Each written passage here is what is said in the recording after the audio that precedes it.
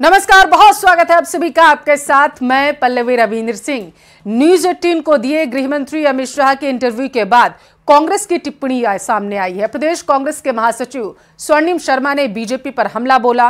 उन्होंने कहा है कि बीजेपी के नेता झूठी बयानबाजी कर रहे हैं। लोकसभा चुनाव में भाजपा की हार निश्चित होने वाली है। हार की बौखलाहट में इस तरह की बयानबाजी हो रही।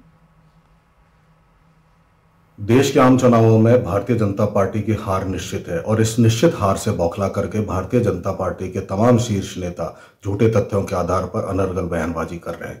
आज गृह मंत्री अमित शाह जी जिस कर्नाटक के आरक्षण का जिक्र कर रहे हैं वो तो 1995 में श्री HT देवेगौड़ा जिनके साथ साझेदारी में मिलकर के कर्नाटक में भारतीय जनता पार्टी चुनाव लड़ रही है उन्होंने लागू किया था।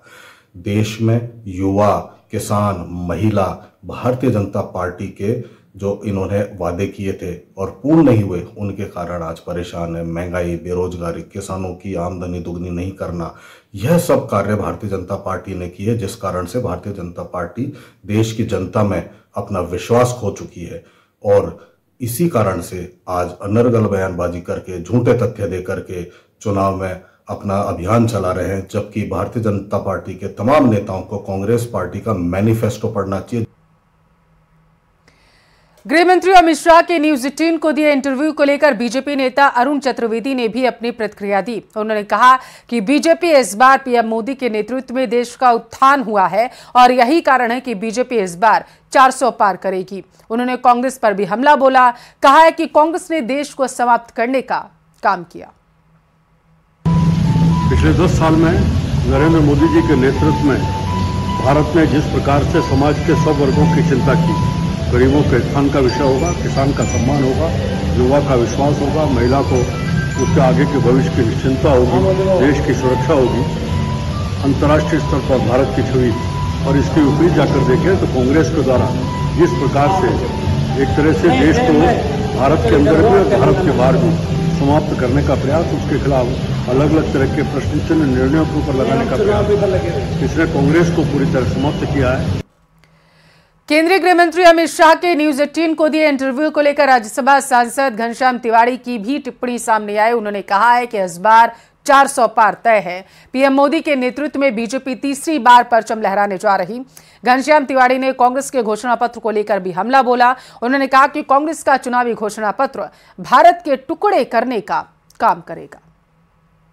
माननीय गृह मंत्री अमित शाह जी ने जो कल न्यूज 18 को अपना इंटरव्यू दिया था उससे कुछ बातें बहुत साफ है कि भारतीय जनता पार्टी मोदी जी के नेतृत्व में लगातार तीसरी बार पूर्ण बहुमत की सरकार बनाने जा रही है और एनडीए के सभी घटक मिलकर 400 से पार जाएगी। यह निश्चित रूप से होने वाला है। इसके कुछ कारण हैं, कुछ घटनाएं घटित हुई हैं। पाकिस्तान में इस बात के लिए दुख प्रकट किया जा रहा है और पाकिस्तान के लोग कामना कर रहे हैं कि राहुल गांधी भारत के प्रधानमंत्री बने, मोदी नहीं बने। तो ये सारी बातें और नेहा के साथ जिस प्रकार का कर्नाटक में घटना घटित हुई है, जैसे कन्हैयालाल के साथ घटित हुई थी, और उनको दबाने के लिए जिस प्रकार कांग्रेस पार्टी तुष्टीकरण का प्रयत्न कर रही है, वो जिस प्रकार से कांग्रेस पार्टी का चुनाव घोषणा पत्र है जो साफ साफ ये प्रकट करता है कि भारत को भिन्न भिन्न हिस्सों में बांटा जाए और टुकड़े टुकड़े गैंग का प्रतिनिधित्व करता है, ऐसा घोषणा पत्र है। न्यूज 18 पर केंद्रीय गृह मंत्री अमित शाह के मेगा इंटरव्यू के बाद भाजपा प्रदेश महामंत्री और झुंझुनू की पूर्व सांसद संतोष अहलावत का बड़ा बयान आया। बीजेपी नेता ने कहा कि भाजपा प्रचंड बहुमत के साथ तीसरी बार सरकार बनाएगी। एनडीए 400 पार का आंकड़ा पार करेगा। साथ ही अहलावत ने राहुल गांधी पर निशाना साधा। पूरे देश में बीजेपी की लहर है और आपने देखा होगा कि आदरणीय गृह मंत्री जी अमित शाह जी आपको बता रहे थे कि दोपहर तक 400 पार पार्टी चली जाएगी। 10 वर्ष का कार्यकाल हमको मिला है। 10 वर्ष में विकास के काम आप देख सकते हो। हर वर्ग के लिए आदरणीय प्रधानमंत्री जी ने कुछ न कुछ किया है। धारा 370 हटाने का काम हमने किया।